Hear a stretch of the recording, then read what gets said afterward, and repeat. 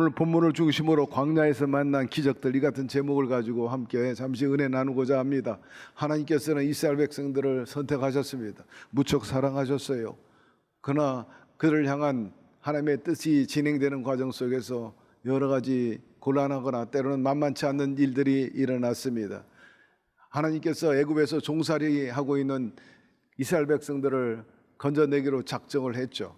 그래서 출애굽부터 적과 꿀이 흐르는 가나안 땅으로 이끌어 나아가시는데 여러 가지 기사와 이적을 베풀어 주셨습니다. 그 과정 속에서 하나님은 전능하신 분임을 입증하셨고 능력의 하나님임을 보여주셨던 것입니다. 첫째로 홍해수를 갈랐습니다. 이스라엘 백성들은 하나님의 인도하심을 따라서 출애굽해가지고 홍해 바다 근처에 진을 쳤습니다. 그런데 갑자기 애국 군대들이 다시 추적해 오는 것입니다. 사로잡아 가지고 노예로 끌고 가기 위함인 것입니다. 군대들을 데리고 오는데 보통 군대가 아니라 철병고, 오늘날로 말하면 전차와 같아요. 말이 이끄는 당시의 수레인데 특별한 특수훈련 받은 사람, 병거만 600, 그리고 뛰어난 장수들과 수많은 애국 군사들이 이스라엘 백성들을 다시 사로잡기 위해서 추적해 온 것입니다. 그 소식을 듣고 뒤에서 엄청난 먼지를 일으키며 따라오는 애국 군대를 보면서 이스라엘 백성들은 아연실색했습니다. 아니 어찌 또 이런 일이 있는가? 그러면서 원망하기 시작을 합니다. 크게 두려워하면서 아니 우리가 죽을 데가 없어가지고 이곳에서 죽게 만드느냐 하면서 지도자 모세에 대해서 원망하게 되죠. 지도자를 원망한다는 것은 그를 쓰시는 야훼 하나님에 대한 원망인 것입니다. 사실 이스라엘 백성들은 애국 군대와 맞서가지고 전쟁을 치를 만한 능력이 전혀 없었어요.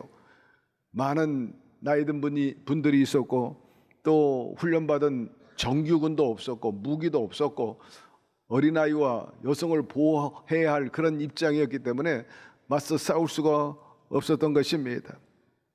그래서 그들이 말하기를 애굽에 매장지가 없으므로 당신이 우리를 이끌어내어 이 땅에서 죽게 하느냐, 어찌하여 당신이 우리를 애굽에서 이끌어내 이같이 우리에게 하느냐라고 원망 불평합니다. 그러나 이러한 소리에 모세는 단호하게 이렇게 말합니다. 백성에게 이르되 너희는 두려워 말고 가만히 있어서 야훼께서 오늘날 너희를 위하여 행하시는 구원을 보라. 너희가 오늘 본 애굽 사람을 또다시는 영원히 보지 못하리라. 야훼께서 너희를 위하여 싸우시리니 너희는 가만히 있을지어다. 여러분, 하나님은 어제나 오늘이나 영원토록 동일하신 분이십니다. 애굽을 물리치신 그 하나님이 오늘날 저와 여러분의 삶 속에서도 모든 가난과 저주와 질병과 원수를 이기도록 도와주십니다. 사랑하는 성도 여러분, 우리가 인생을 살아가면서 이스라엘 백성들이 이런 홍해를 만나는 것처럼 우리 또한 그런 진퇴 유곡에 빠질 때가 있습니다. 그러나 이러한 때 이스라엘 백성들이 원망 불평한 것처럼 그래서는 안 되겠죠. 무엇보다도 어려움에 처할 때 먼저 하나님 앞에 나와야 합니다. 하나님께 엎드려야 됩니다. 하나님, 이 환난에서 나를 건져 주시옵소서. 우리 한국 전쟁 때 낙동강 전선에 처할 때가 있었죠. 북한군들이 치고 내려와 가지고 속수무책입니다. 이제 부산만 함락되면 완전히 전쟁에서 패하게 되는데 당시에 정치인들과 그리고 목회자와 성도들이 부산에 있는 초량교회에 다 모여가지고 구국기도를 하지 않습니까? 하나님, 이 대한민국을 버리시겠습니까? 저 공산국가 하나님을 부정하는 나라에게 이 나라를 넘기시겠습니까? 우리를 건져 주시옵소서. 불철주야로 몇 날 며칠 기도합니다. 하나님께서 그 기도를 들으시고 놀라운 기적을 베풀어 주셨어요. 그것이 바로 인천 상륙작전의 성공이었던 것입니다. 그 일로 인해서 전쟁의 전황이 역전되고 다시 치고 올라간 국가 운명이 변화되는 역사가 일어났던 것을 알 수 있죠. 여러분, 우리 기도의 눈물이 국가의 운명을 바꿔 놓는 것입니다. 사랑하는 성도 여러분, 이런 위기에 처하고 절체절명에 빠질 때 눈물의 기도를 드리게 되기를 바랍니다. 이스라엘 백성들이 홍해 앞에서 정말 간절히 부르짖은 것처럼 오늘날 우리도 나라를 위해서 여러분의 개인과 가정과 또 기업과 우리 공동체를 위해서 기도해야 할 때입니다. 이 어려움을 벗어날 수 있는 최선의 방안은 인간의 힘으로 안 돼요. 정치로 안 돼요. 외교로 안 돼요. 하나님께 엎드려야 되는 것입니다. 그래야 할 때 우리 부르짖음을 들으시고 하나님께서 구원의 동아줄을 내려 주실 것입니다. 그리고 개인과 가정과 교회와 사업과 국가의 공동체 위에 하나님의 생기를 불어 넣어 가지고 에스겔 골짜기에 뼈들이 살이 붙고 그리고 생명이 붙어가지고 큰 군대가 된 것처럼 우리 대한민국이 그렇게 됨으로 인해서 승리하고 기적의 역사를 얻게 될 텐데, 그렇게 되는데 저와 여러분들이 크게 역할하게 되기를 주의 이름으로 축원합니다. 세 번째, 말의 쓴물, 그것을 달게 하신 하나님이신 것입니다. 이스라엘 백성들이 애굽에 나와가지고 가나안으로 치고 나가는데 사흘길이 됐는데 여러분, 마실 물이 없는 거예요. 참으로 고통스러운 일인 것입니다. 특별히 또 가나안 땅으로 가는 데 있어서 아주 짧은 길이 있었습니다. 그것은 다름 아니라 가자 지역을 지나가지고 저 블레셋 지중해 해안길로 치고 올라가는 거예요. 그러면 4일 아니면 일주일 안에 도달할 수 있는 길이 바로 가나안 땅이었습니다. 그런데 하나님께서는 그 길을 인도하지 않았어요. 그리고 광야를 지나가게 한 겁니다. 광야에는 먹을 것도 없고 마실 것도 없고 또 에어컨도 필요하고 때로는 여러 가지 보일러도 필요한데 말입니다. 기온의 차가 뭐 하늘과 땅 차이고 널뛰기 하듯이 올라갔다 내려갔다 올라갔다 내렸다 하니까 말입니다. 정말 살기 어려운 그런 환경입니다. 그런데 하나님께서 광야로 밀어 넣으셨어요. 그 위에는 크게 두 가지입니다. 첫째는 블레셋 땅으로 들어갈 때 이스라엘 백성이 적은 숫자가 아닙니다. 성경에 보니까 거의 60만 명 정도 된다 그랬어요. 블레셋이 60만 명이 이스라엘 백성이 밀고 들어가면 가만히 있겠냐고요. 혼비백산하지. 아니, 이건 완전히 전쟁하자고 들어오는구나, 그렇게 인식할 수밖에 없는 거죠. 최근에 독일에 한때는 난민을 제일 우호적으로 받아들인 나라인데 지금은 난민을 밀어내느라고 얼마나 힘을 쓰는지 몰라요. 난민을 솎아내가지고 국경에서 전부 폴란드로 보내는데 폴란드가 가만히 보니까 난민을 다 보내거든. 이제 폴란드도 맞불을 놔가지고 국경에서 난민 들어오면 계속해서 거기서도 안 받고 출방합니다. 같은 우방끼리도 난민 가지고 이제 다퉈지는 시대가 돼버렸어요. 이 정도인데 이스라엘 백성 60만이 블레셋에 들어가면 어떻게 되겠어요? 그건 불을 보듯 뻔한 거지. 그리고 전쟁할 수 있는 여건도 아니야, 유대인들은. 하나님께서 광야로 밀어 넣으신 거죠. 그리고 광야는 훈련의 장입니다. 거기서 단련시킵니다. 그리고 정금같이 나오도록 하기 위해서 하나님께서는 광야로 밀어 넣으신 것입니다. 넣으신 건 좋은데 환경이 열악하니까는 그들은 굉장히 고통스러웠습니다. 앞서 언급한 것처럼 마실 물이 없어요. 태양은 자결하고 온 몸의 수분은 다 사라져버리고 목이 타고 혀가 말려가지고 말도 안 나오고 사람들은 물을 달라고 아우성칩니다. 모세를 원망합니다. 하나님께서 마라의 연못을 그들에게 발견하게 했습니다. 그러나 그 물을 마실 때 백성들이 막 원망 불평하잖아요. 써가지고. 아마도 오래된 물이다 보니까 썩지 않았나 싶어요. 예. 썩었든지 어쨌든 써서 마실 수가 없다는 거예요. 여러분, 오늘날 우리 인간 삶의 현실을 보는 것 같아. 인상이 달콤하고 즐겁고 행복할 것 같은데 마셔보면은 쓰고 썩어 악취가 날 때가 참 많이 있는 것입니다. 우리 삶 속에 항상 생수가 넘치고 싱그럽고 또 상쾌하고 유쾌하고 명란하게 행복하게 그렇게 살면 좋은데 저거 마시면 달고 달콤하고 행복하고 아주 느낌이 좋을 것이다. 그래서 안목의 정욕 육신의 정욕 이 세상의 자랑을 따라서 명예 권세 물질 추구하지만 항상 우리에게 그런 것들이 달게 해주지 않는다는 거죠. 언젠가 언론에 이런 기사도 있었어요. 이웃에 있는 농부 같이 농사 짓고 오후 점심 먹고 또 3시쯤에 새참하고, 그런데 이웃 농부가 시원하게 막걸리 한 잔 우리 먹자 해가지고 건네줘서 갈증을 해가겠다고 막걸리를 벌컥벌컥 들이켰는데 그것으로 이 땅에서 존재를 멈춰야 됐어요. 왜? 그 막걸리에 청산가리가 들어있었기 때문입니다. 때로는 친절하게 내민 바카스가 독국물이 담겨있고 수면제가 돼가지고 흉한 일을 당한 사람들이 언론에 가끔 나옵니다. 뿐만 아니라 영적으로 혼미케 하는 그런 이단들, 그것 또한 잘못 먹으면 쓴물이 되고 영혼을 망치는 그런 생수가 됩니다. 박태선의 생수 같은 것, 그런 것들입니다. 이스라엘 백성들은 좌절과 절망에 그래서 휩싸이게 되는 거예요. 원망 불평합니다. 그때 하나님께서 모세에게 지시하시죠. 한 나뭇가지를 가리키며 집어다가 저 연못에 넣어라 하였습니다. 놀라운 변화가 일어났어요. 쓴물이 달아진 겁니다. 너무나 백성들에게 기쁨이 되고 달콤하고 시원했어요. 목을 축이고 충분히 물을 마셨습니다. 무엇을 의미합니까? 바로 예수 그리스도를 예표한 것입니다. 우리 인생의 여러 가지 쓴물을 주고 있는 이 상황 속에서 그 인생을 달콤하고 또 해결할 수 있고 영원히 목마르지 않게 하시는 분이 바로 예수 그리스도이신 것입니다. 오중보가 삼중 축복의 열매를 주신 것 아니에요? 영생, 중생의 복음, 제사함의 복음입니다. 그리고 성령 충만의 복음이요, 치료의 복음입니다. 뿐만 아니라 축복의 복음이라 했어요. 그리고 재림의 복음, 오중복음 덧붙여서 삼중 축복이라 영혼이 잘 되고 범사가 잘 되고 강건케 해 주신 분이 바로 예수 그리스도이신 것입니다. 여러분, 사람들은 태어날 때마다 가슴에 쓴 연못을 하나씩 가지고 나옵니다. 쓴 연못이 없는 사람이 하나도 없어요.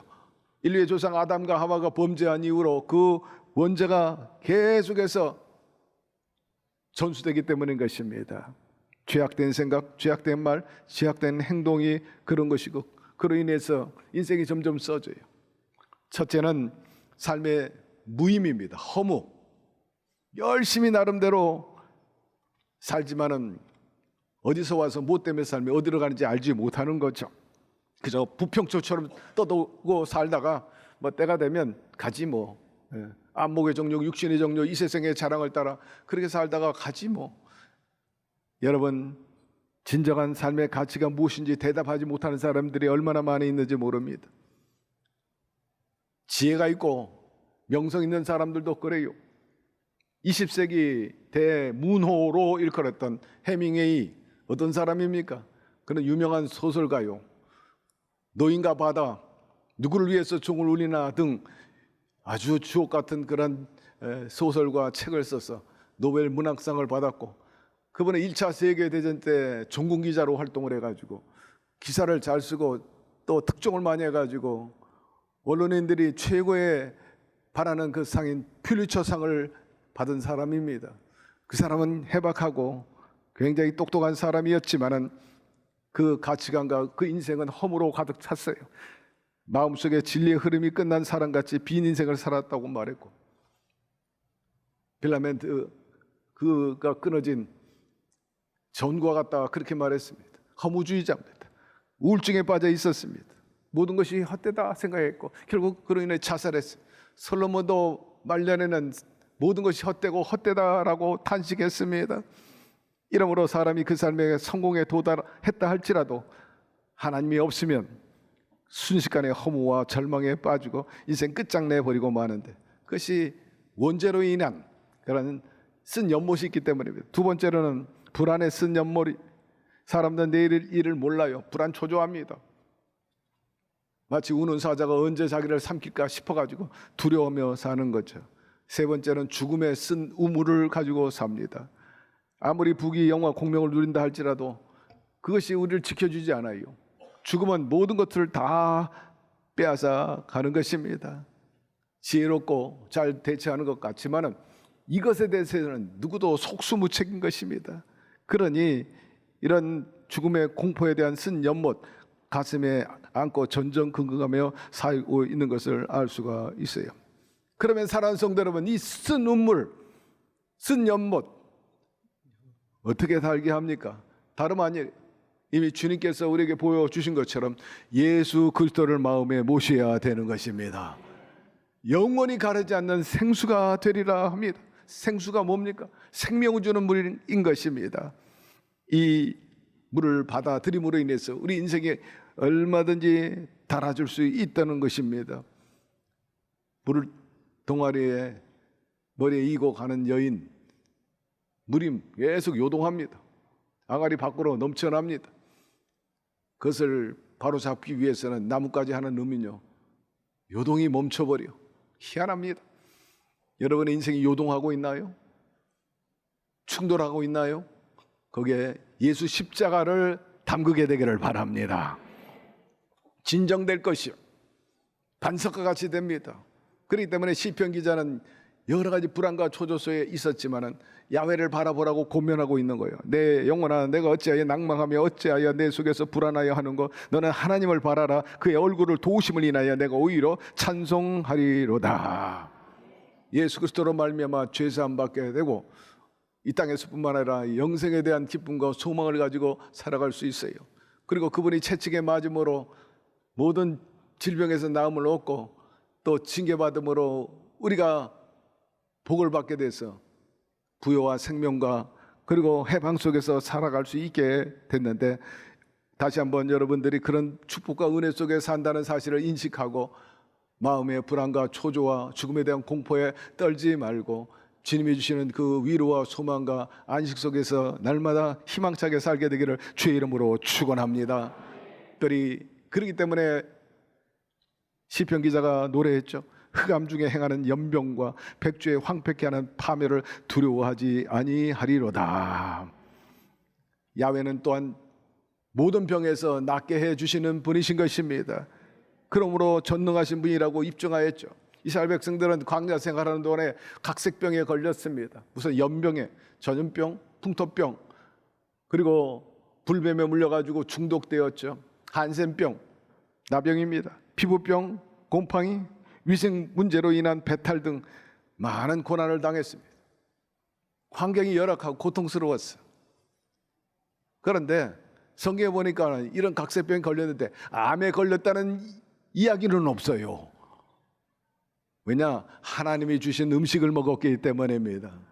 하나님, 우리에게 이거 주세요. 왜 애굽에서 이런 거 먹었는데 안 주세요? 하나님께서는 메추라기와 만나를 허락해 주셨기 때문인 것입니다. 돈을 잃어버리면 조금 잃은 것이요, 명예를 잃으면 좀 많이 잃어버린 것이요, 생명을 잃으면 모든 것을 다 잃어버린 것이라 그렇게 말했습니다. 인생을 살아가면서 이 건강은 기본적인 요소입니다. 영적인 관계도 마찬가지예요.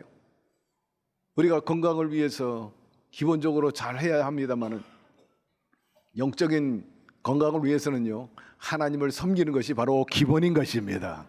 이것이 잘못되면 다 무너지는 거예요. 이스라엘 백성들이 곤란에 처하고 환난을 만나게 된 이유를 보면 모든 환난은 바로 하나님과의 관계에서 틀어진 거죠.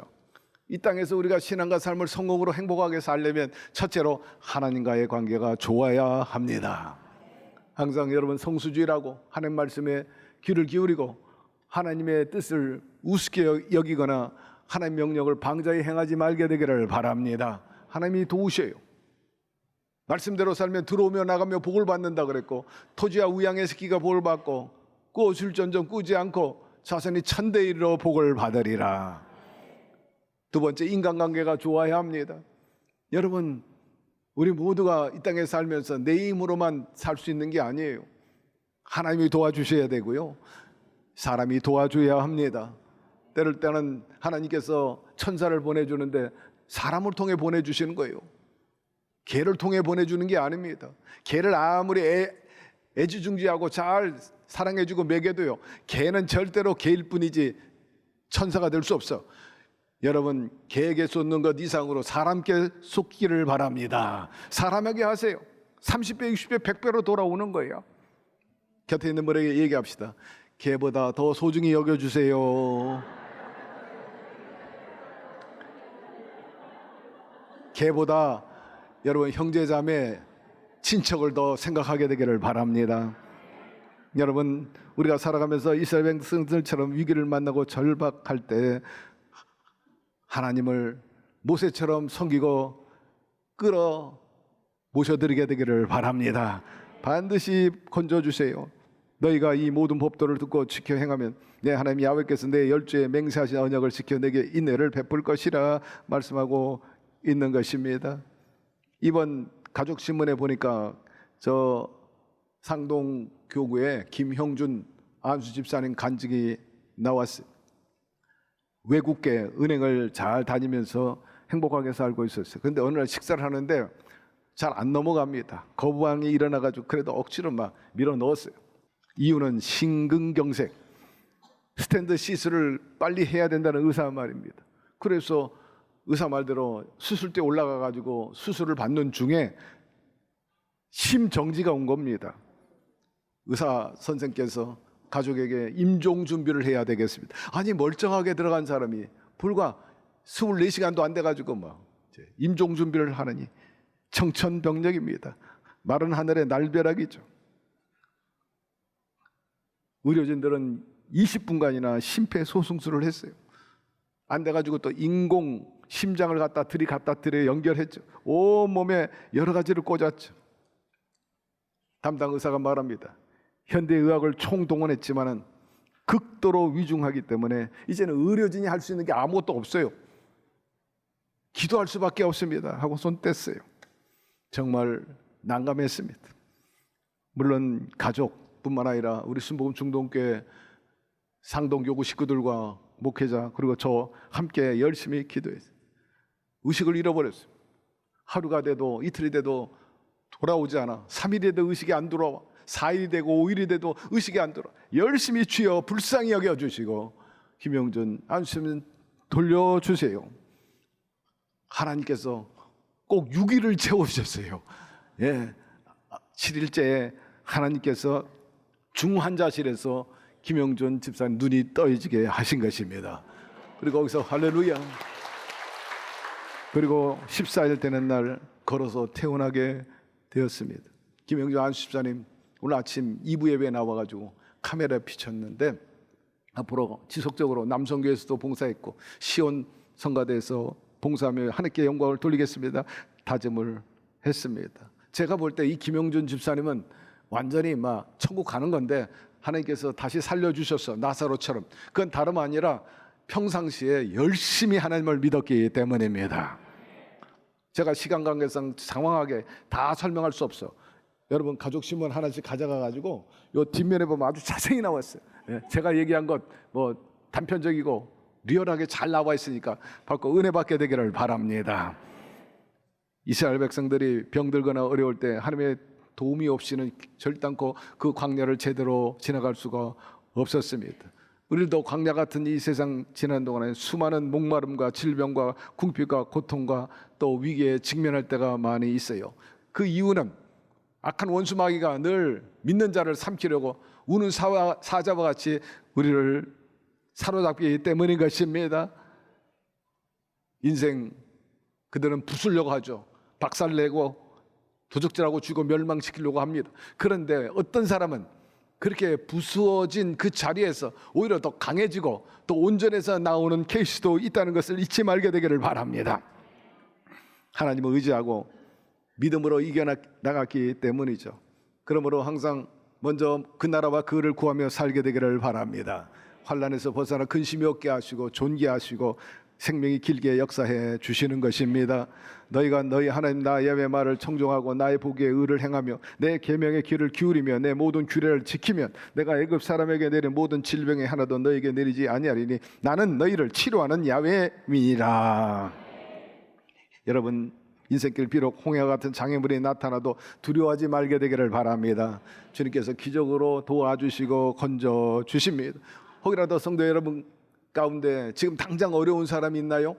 위기에 처했습니까? 낙심하지 말게 되기를 바랍니다. 하나님이 살아계십니다. 여러분을 통해서 확실히 전능하신 분임을 보여주시게 되는데 이런 축복들이 우리 가운데 넘쳐나게 되기를 주의 이름으로 축원합니다.